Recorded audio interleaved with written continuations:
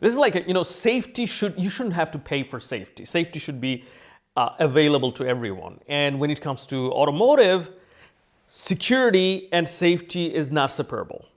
So that module should be in every vehicle.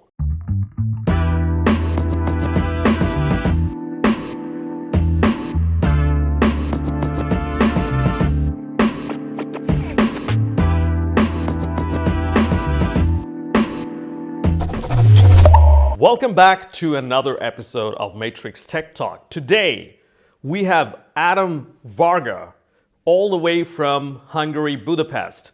Adam, welcome to Matrickz Tech Talk. Hey, Dr. Hasan, and hey, everybody who's listening and tuning in. Thanks so much for having me today. All right, so here are 3 facts you should definitely know about Adam today. First of all, Adam is an electrical engineer. He did his master's in electrical engineering, and this was his childhood dream. Second, he is working for a California-based startup and where they make smart clothes for athletes, and Adam is leading the Budapest team here in Hungary.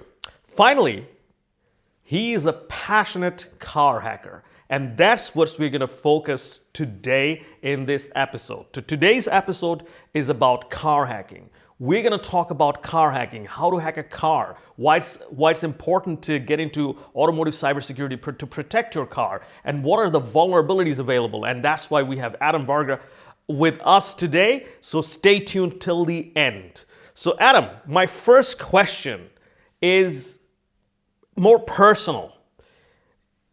To be an electrical engineer was your childhood dream. You worked a lot with car hacking. Your master thesis, in fact, was in car hacking. Then you also created a YouTube channel around car hacking. And now you're developing smart clothes. How did that all happen? Can you kind of give us a biography of yourself for our audience? Absolutely, and thanks for the introduction. It was a really good summary. So interestingly enough, smart clothing came first, and then I started getting into car hacking. I joined this company 6 years ago, called FormSense, as you mentioned. We have done like a lot of things throughout these 6 years. Obviously, if you think about the startup, in a startup's life, you switch or change paths quite often. The smart clothing aspect came into the picture like 4 or 5 years ago for us. And so that's our core product, core vision, if you will. Car hacking was a complete side project, which is really interesting, by the way. The way how I got into this whole automotive or vehicle topic in the first place was basically, it's a funny story, actually. My car is an older Opel. And so I really love listening to music. But the problem is that the car stereo, which is the original that this car arrived with, it doesn't have, or it didn't have like a 3.5mm jack input, which meant that I couldn't connect my phone to the car stereo, which bugged me a lot. So I started looking online for solutions, pretty much. And I didn't want to change the car stereo. I wanted to make it compatible with, my phone. So it turned out that actually newer versions of the same car stereo are enabled with a 3.5mm jack. And so I found a really good description online from, I think it was a Russian forum or something like that, with detailed steps of how to enable the car stereo for the aux input. And so, long story short, I purchased all the components, soldered everything together, added the 3.5mm jack, and there you go. Now I was able to listen to my favorite music through my phone. And so not only the hardware aspect, soldering the new components and this and that was necessary, but also I needed to sort of enable that menu item in the car stereo's menu to select the auxiliary input. And for that, I needed a service like what they use in the car manufacturing services. It was an OBD2 service connector with the original software. And so with that software and then the OBD2 service connector, I was able to enable that menu item in the car stereo. And that kept me thinking, okay, if I can just enable such features from a software through the OBD using the canvas, I can might as well do such things myself. So that kept me thinking, and one thing led to the other, and so I came up with this idea for my university thesis.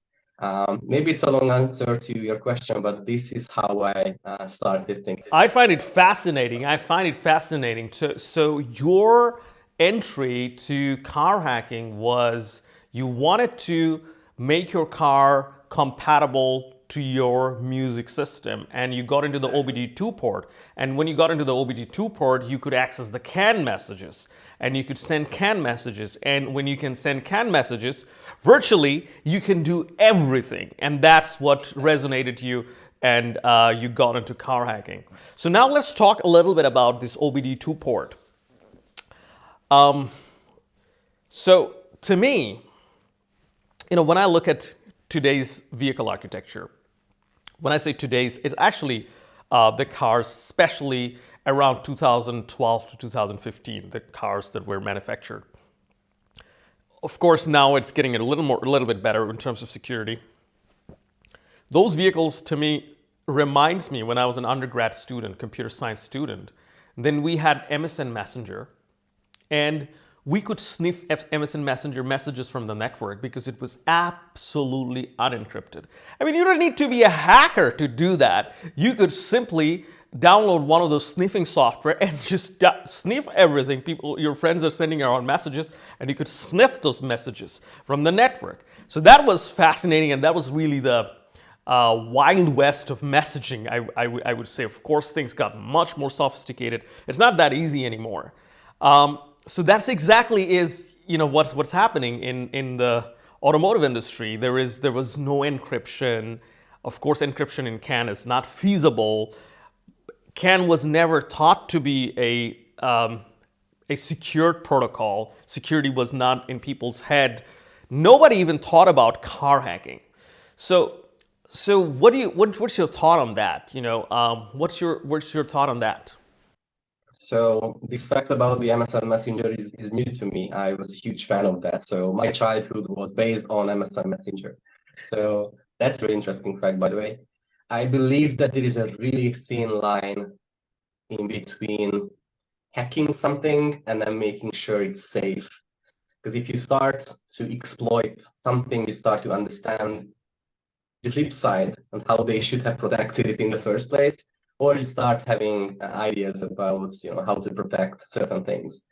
To be honest, car safety or vehicle safety was something that I was never really interested in, basically at all. I only started thinking about safety after I finished my project, the car hacking project, because my ultimate goal was to gain as much control over my car as possible. I didn't really care about the risks that I am allowing the car to be exposed to, and also many other things that I realized after the project.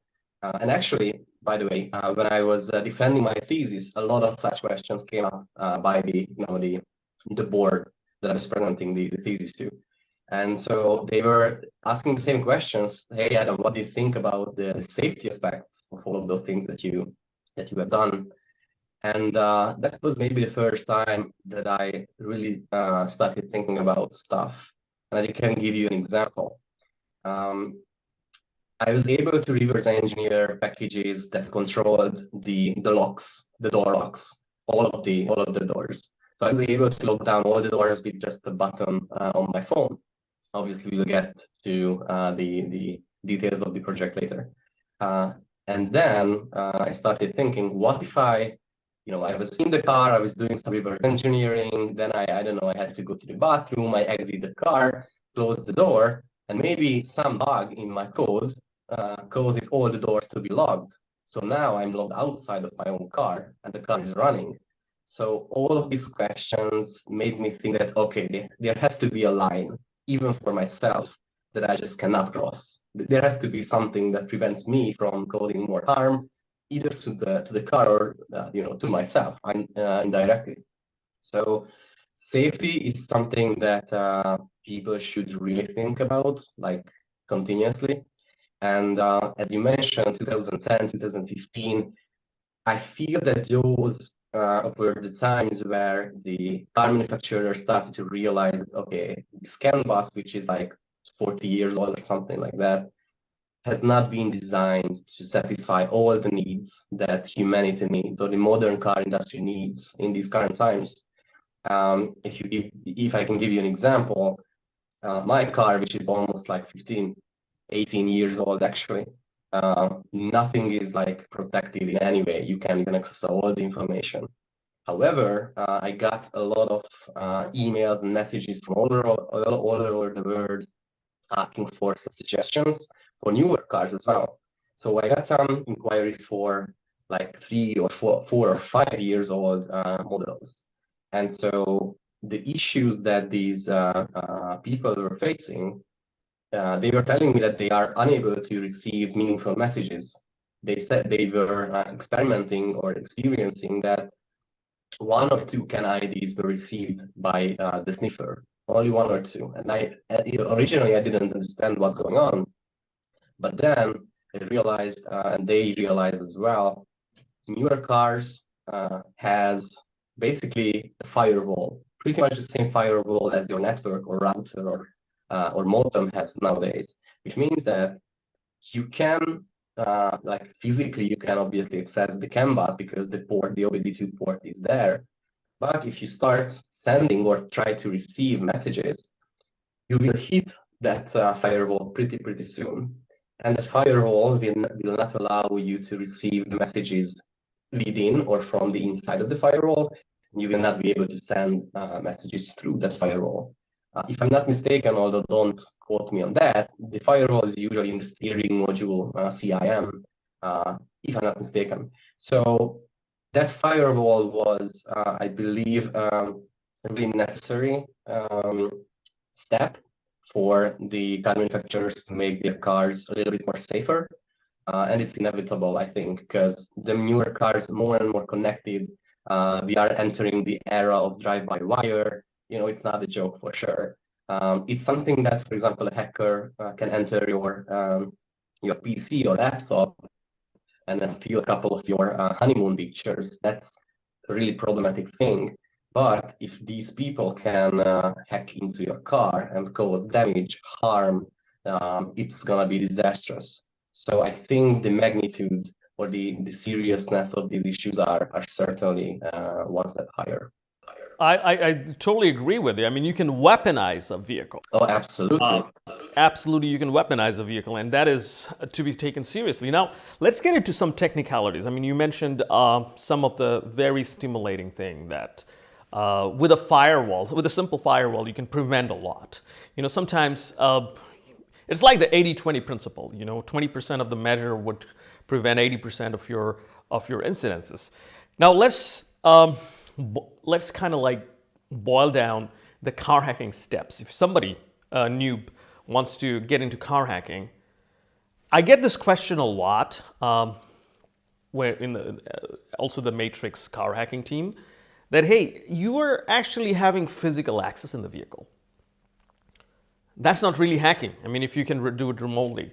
So here is what I usually tell them, that 80% of all the vulnerabilities we have seen in the world is somehow was related to social engineering or physical access. Even the nation state level attacks, someone had physical access, and stole a certificate, and they used that certificate. So if you assume that your car the hacker will never have physical access to your car, that's a seriously weak assumption. But having said that, let's come back to the steps. Like the first step, that's why, is access the vehicle. Either it's the physical access or remote access. Then the second step, what I see is like you're able to read CAN messages and you're able to send canned messages. This is the second step. And the third step, as you mentioned in your when you were saying, is reverse engineering. You were able to reverse engineer even the door lock messages and everything. Then finally, once you reverse engineer, then you can do pretty much everything. You assemble whatever canned message you want to send, and since it's the broadcast protocol, you just send it out and take control of the vehicle. So we're going to talk about all these steps. Let's start with access. Now, I want to come back to those the questions that my audience had been asking me. Physical access versus remote access. So tell me your opinion about it. How should someone access a vehicle? Physical and remote? Yeah, so you mentioned a lot of really interesting topics, and I really hope that we will have time to address all of those. So let me start by addressing the word hacking, because I couldn't agree more with you. Hacking is a really strong buzzword, in my opinion, and I will be honest, I don't really like buzzwords. I use hacking because that is something that just brings the attention, because it's an unusual phenomenon, if you will. That's why I use hacking in, for example, the videos or explaining to people what I'm doing or what I've done. But in reality, and you brought up a really good example, 90%, I would say, maybe even more, hacking, and regardless of the environment or the platform, hacking is gaining access or using an error that a human made. And I use human underlined here. In my country, like it was not a long time ago that they gained access to government websites. Why? Because a government employee installed a phishing software on their phone. And so the hackers gained the password of this person. With the password, they could easily log into the website. And so through the website and through some VPN access, they could access everything. What was the first step? The human error. So hacking, the first step of hacking is finding that really small and finite vulnerability in the whole system, right? In terms of in terms of my car, for example, it's an older model. They don't even want to hide it, which means that I just pop out the ashtray and I can see the port myself. And if I put my, I don't know, oscilloscope on those two pins, I can immediately see all the messages that the car is transmitting. So I would say it's not that protected. I don't know if 20 years ago they have really thought about it or not. But definitely I see an improving trend, as I mentioned. So physical access is easy in a particular car that they didn't protect, the manufacturer didn't protect the port itself, or they didn't use a firewall per se. But newer cars started to implement firewalls, started to hide the OBD port, all sorts of special solutions were implemented. But still, if you think about the OBD2 port, it's physical. You have to like enter the car and attach something to it. But, and I don't want to give tips to any car hacker with really bad intents, but it's not that hard to sniff or mimic or copy the remote control because it's an RF signal. It's just you just use the right frequency to listen to the door closing signal. You play it back, or the opening, and then play it back. And if I was a car hacker in for example, a shopping mall's parking lot, I just wait for the customers to get back to the car. I go back every other day. I listen to, or I see the exact same car. And by sending the same message to the car, I can open the doors while the owner is in the shop. And so once I'm in the car, I can pop the ashtray in, plug such a small device in the OBD2 port, and immediately I gained access. And then I can close back the door, and the owner didn't realize anything.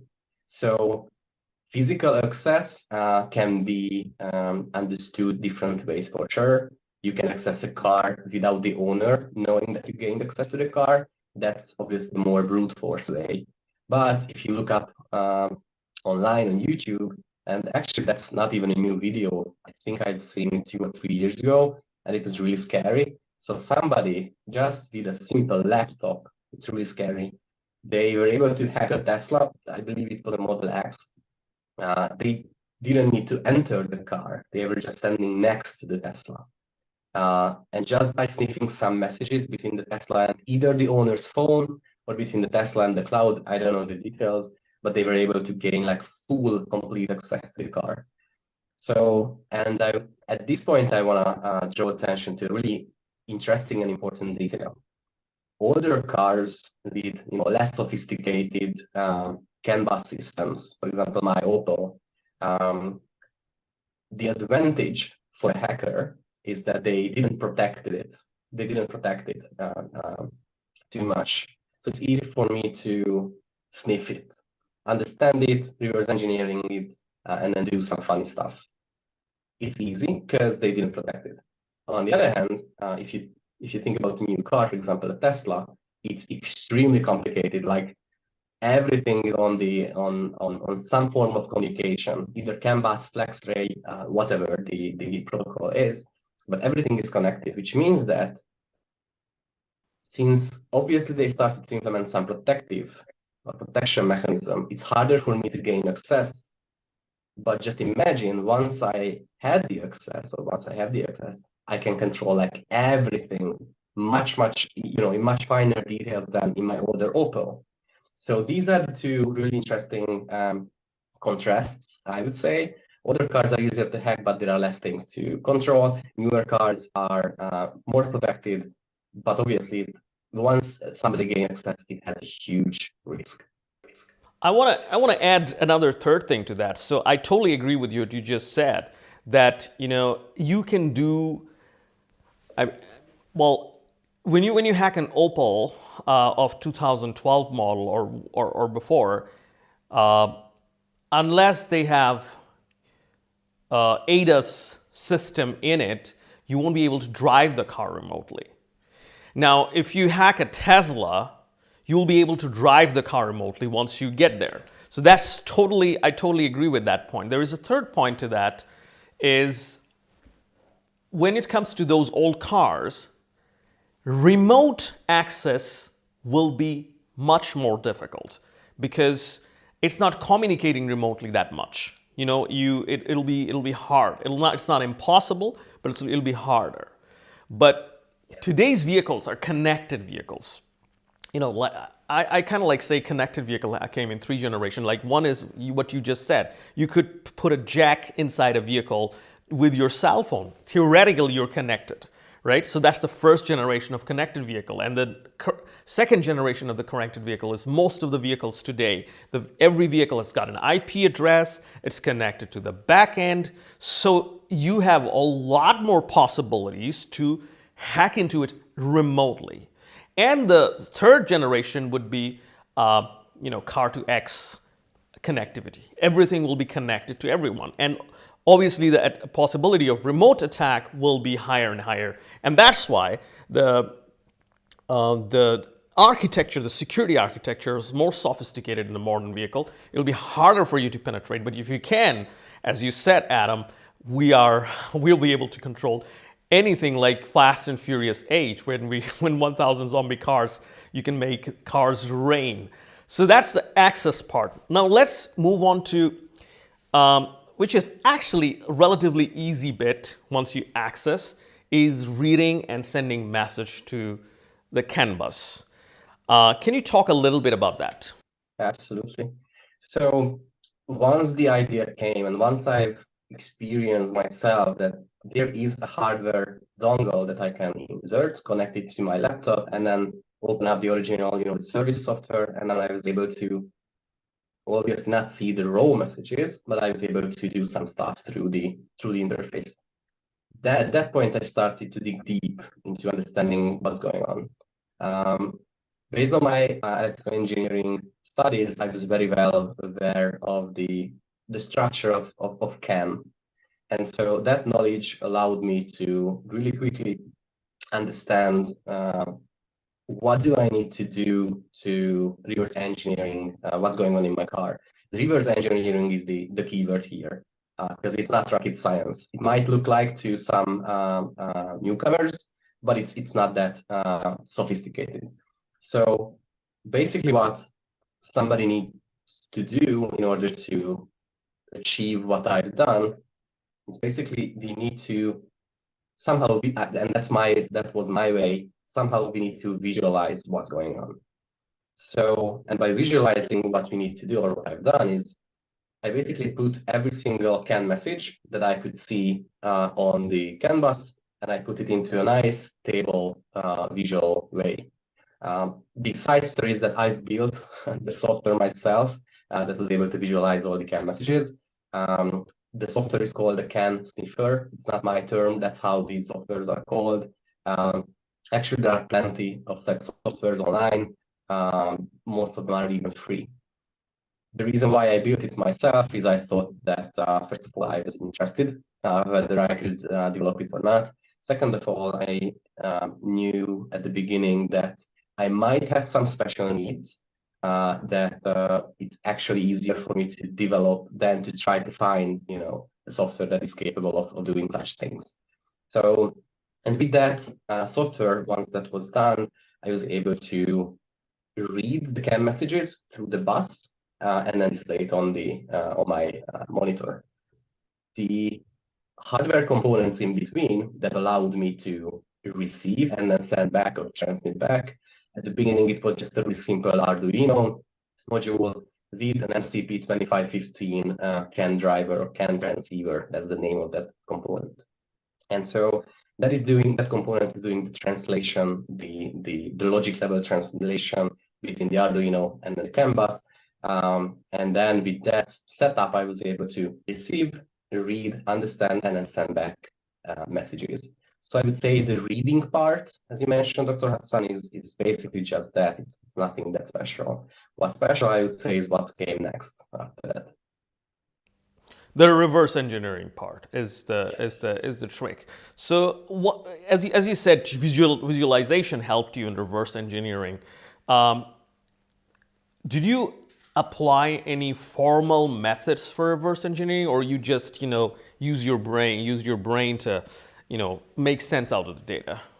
Yes. So another buzzword, which is machine learning, came into the picture, and at that point, I started having some thoughts as well, debates with myself, to be honest, so is this machine learning now, or is this just a lot of if statements in my code?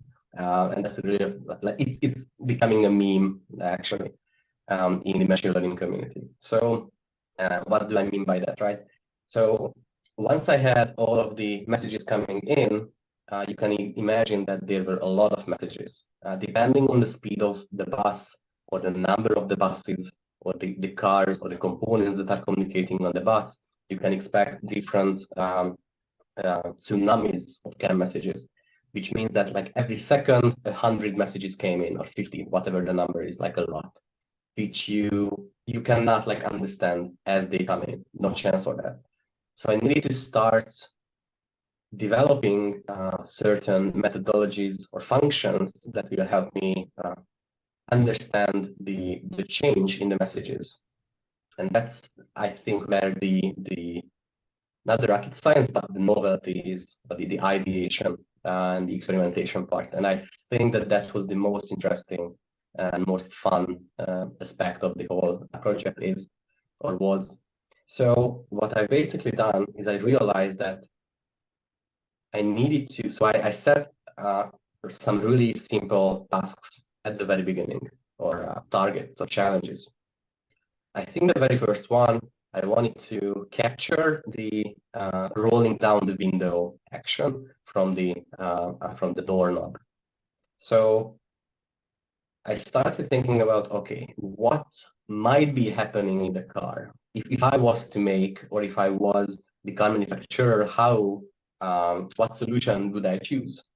So, okay, I started thinking, if I push down the button, inside the button, there is a small controller that is sending or transmitting a signal to all of the modules in the car that, hey, everybody, I'm the driver's seat window doorknob, and I want the passenger seat one passenger seat window to get rolled down.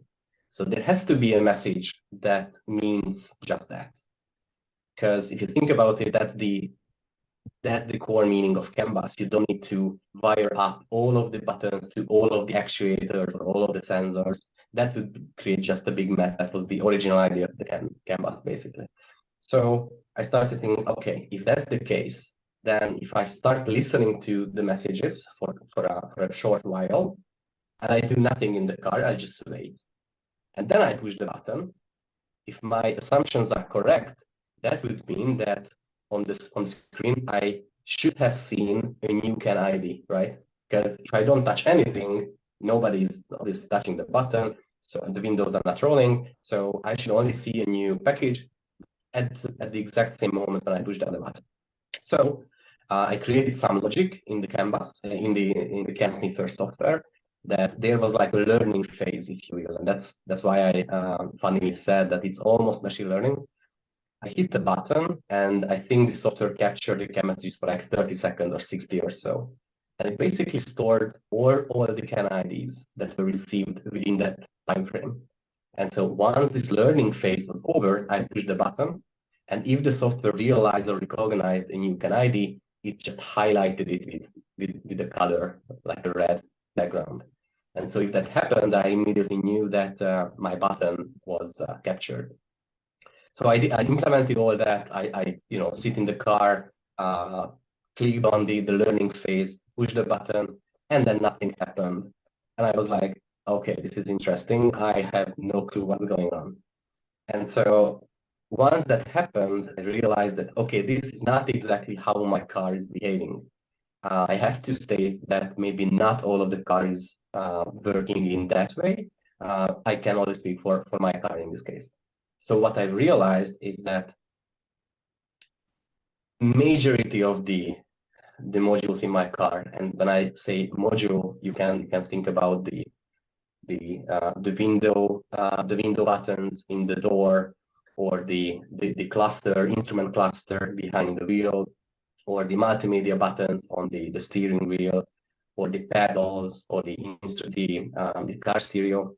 All of these modules, or majority of these modules, are periodically sending their state, which means that even if I don't press any button, the button panel is sending or broadcasting the message that essentially it's saying that I'm not being pushed, I'm not being pushed, that's what's happening, or that's what I could realize. Okay, so then I needed to have a different approach to the problem. If I take it as a baseline that all of the modules are periodically sending messages, but when I press a button, that means that there will not be a new message, but there will be a new data in the CAN messages. So then I did some development in the code as well. And so instead of capturing all the IDs and then comparing the received IDs with the new ID, I've done the same thing, but with the data. So I was memorizing, or the software was memorizing all the incoming data to a particular CAN ID. And then if there was any change for the particular CAN ID compared to the previous data frame, then that part of the data got highlighted. And so if you think about the CAN data structure, it can be like a long data frame. And differences or these changes indicating a certain button push could be just 1 bit. So I divided the CAN frame into 8 bits, and then I only highlighted the byte which did change, by the way. And so then I sit back to the car again. Then I started to hit the learning mode. Then I pushed the button, and finally I was able to see that 1 bit in the whole tsunami of CAN messages changed. And so I immediately hit pause, and I could roll back the history of CAN messages, and I was able to see the differences, but the change between the two CAN frames for the same packet ID. And then I, with just a button, push of a button, I was able to replay that frame. And to my surprise, the window started rolling down. And it was a long explanation, but this was basically all of it. And this is what I've repeat it for every module. This is what I've done for all of the windows, the door locks, the pedals, the instrument cluster, the car stereo. All of the things follow the same procedure, basically. Love it, love it. Pretty exciting, pretty exciting. So I like your way of reverse engineering and the methodology you just mentioned with visualization. So I think there is, this is the reverse engineering will get more and more complicated as you add more sophistication. Not only firewall, also some other. The next step is if you have a CRC encoding in it. How do you crack that? So that kind of thing will come. So today I want to go to another aspect of car hacking. What's your future plan with this? So most likely, if the viewers of my previous videos on YouTube will see this video, first of all, they will be really pissed. The reason for that is I promised them to finish the series and create like a full tutorial from beginning to the end, where they can not only understand the basics of CAN, but they can also implement or develop their own hardware module and build the mobile app. Unfortunately, there were two issues that made me stop, not stop, but pause, but for a really long time, the series. First of all was the first thing was a really personal thing. I got married, and we purchased an apartment. So like a lot of personal things came into picture. And then my main job is a really demanding job, which means that I have extremely limited free time for all of these hobby activities, which is a shame because I truly enjoy creating videos, interacting with the viewers. It was a lot of fun. Still, everybody has like 24 hours in the day, so it was really challenging. The second problem, which I would say it was even a bigger problem, and I really hope that people will somehow understand or believe me when I say that there is something happening in the electrical world, which is called component shortage crisis. And Totally. and I'm pretty sure, Dr. Hasan, you can also relate to that. And I also love to hear your thoughts and takes, how you experience this whole craziness in the world. So I would really love to hear that. But basically, what that means, I'm just telling like a short summary to the user, the viewers. It started pretty much, I would say, 2 years ago. That's where we started to experience it, when COVID started to rage. And so there were a lot of and I don't think that anybody knows the exact source of what caused the whole components issue, but basically there were pretty independent problems all around the world. There were droughts in Taiwan, and then some facilities burned down in Paris or in France from ST microcontroller, and then there were other riots in China after the pandemic started. So all of these events started to cause a shortage or an outage from the component facilities. And we are talking about microcontrollers, sensors, actuators, like all of the electrical parts, essentially. And so the problem got bigger and bigger and bigger and bigger. And while the demand or while the supply chain was completely broken, interestingly enough, the demand didn't reduce, which means that the big car manufacturers or the big consumers of these components were still being operational and being in business, which meant that they would have required more and more parts, or at least maintain their supply chain. But the chip manufacturers couldn't keep up. And so this whole effect snowballed into such a big mess that you could hear articles about Ford completely stopping the manufacturing of the Ford F-150, which is completely crazy to me. The F-150 is the most sold car in the United States, and they just couldn't keep up with the demand and by the reducing supply chain. So it's crazy. So how does that affect, my YouTube videos, right? I really quickly realized that the the components that I use for the module that I built, they are out of stock. So I'm like, sure, 1 or 2 months and they will be back. But no. This was something much different. I could see lead times of 56 weeks, 50 weeks, which means that if I make the purchase now, 1 year from now, I might be getting some parts, maybe not. And so I realized that if I start creating videos about the hardware design with specific components, that doesn't really help anybody because they cannot really build it, they cannot get the components.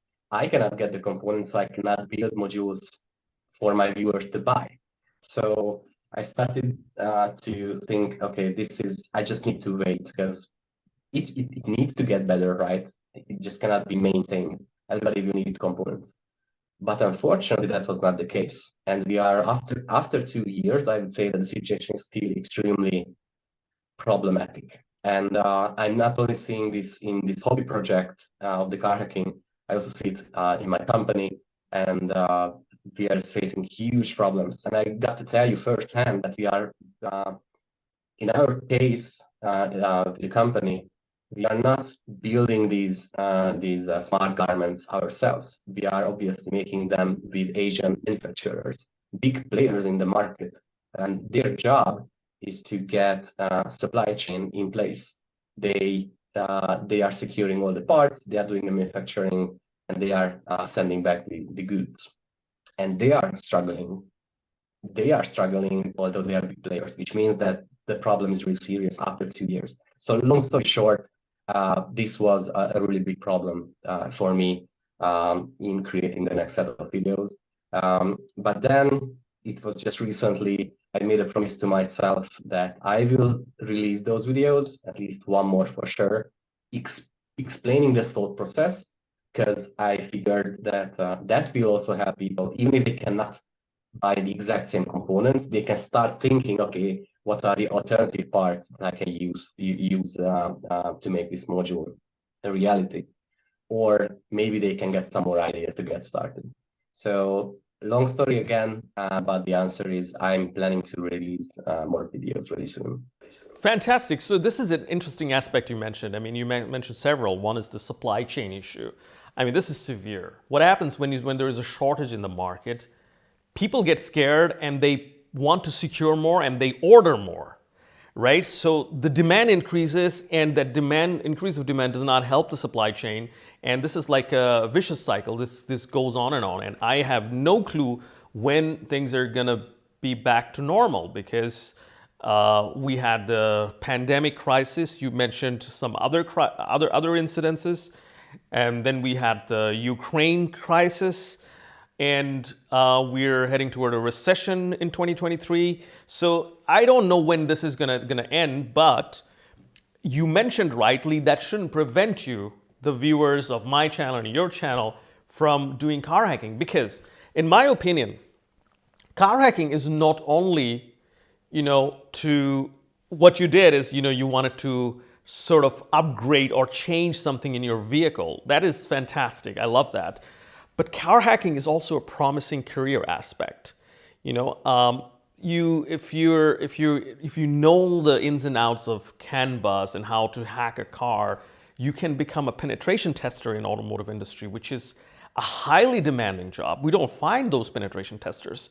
And for the similar reason, since the hardware is not available, in our car hacking program, we have like 3 parts. One is you learn car hacking and the basic of CAN bus and everything in a simulated environment. So you are not dependent on any hardware.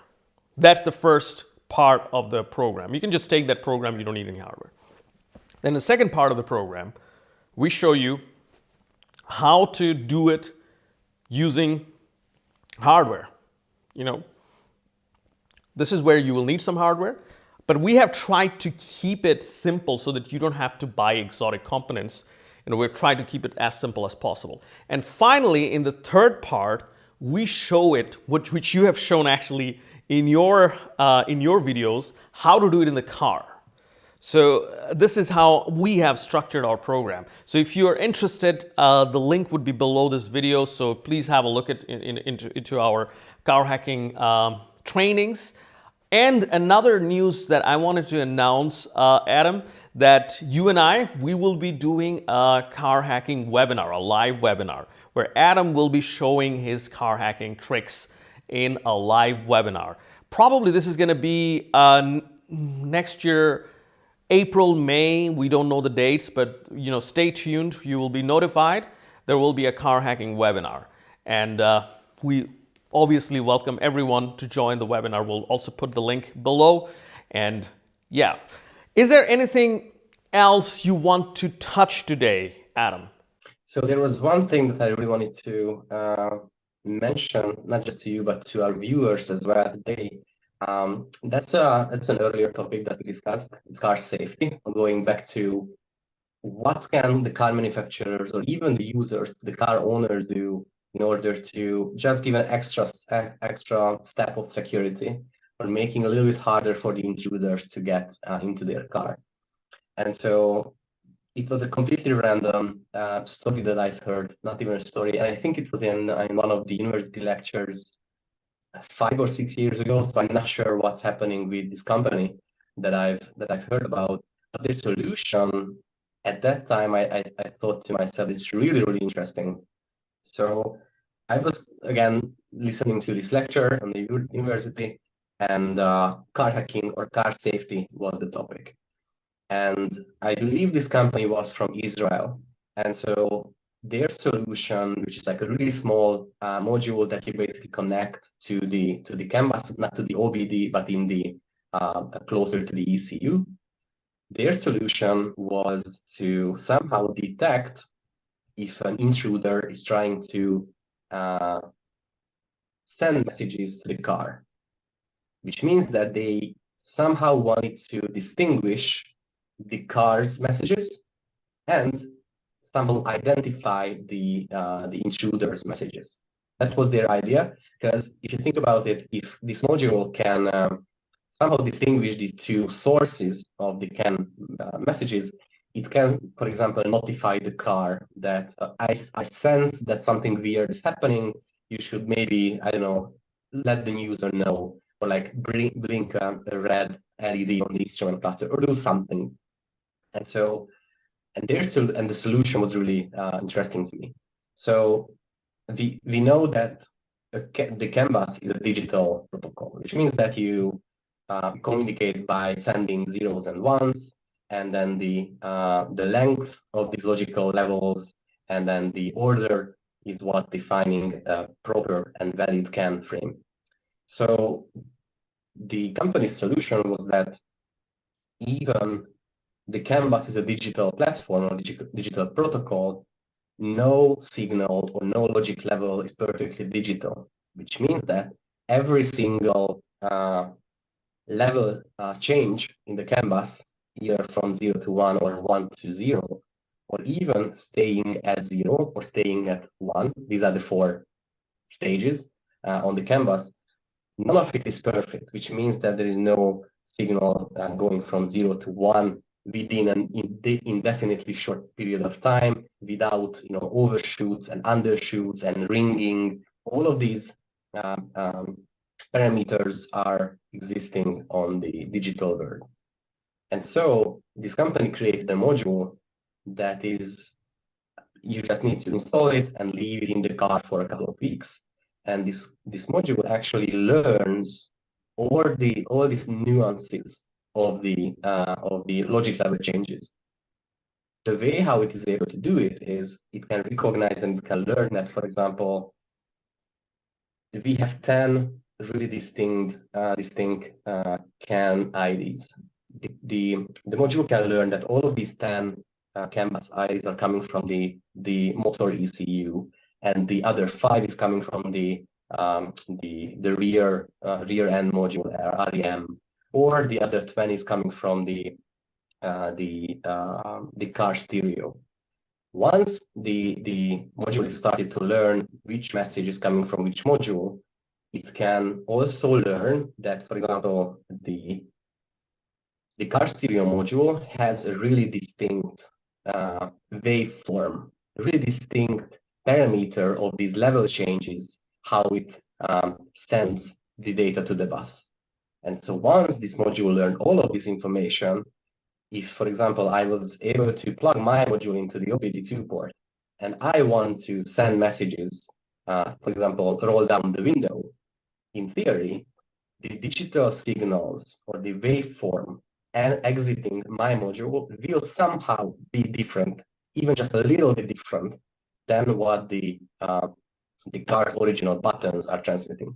And so this module is able to compare the waveforms with, like historical data. And so if it sees that the waveform is somehow weird, for example, the rising edge is faster, or the falling edge is slower, maybe a little bit of more ringing, then it can, sense that, okay, maybe somebody is trying to mimic the CAN message, or it's also a possibility that that module is going wrong, it's faulty, it's going to die. All of these things are possibility, but still they provide you an extra step of safety by trying to analyze and compare the different waveforms. This idea was really interesting to me, by the way. I don't know if you have heard about it, Dr. Hasan, but I think the idea is certainly interesting.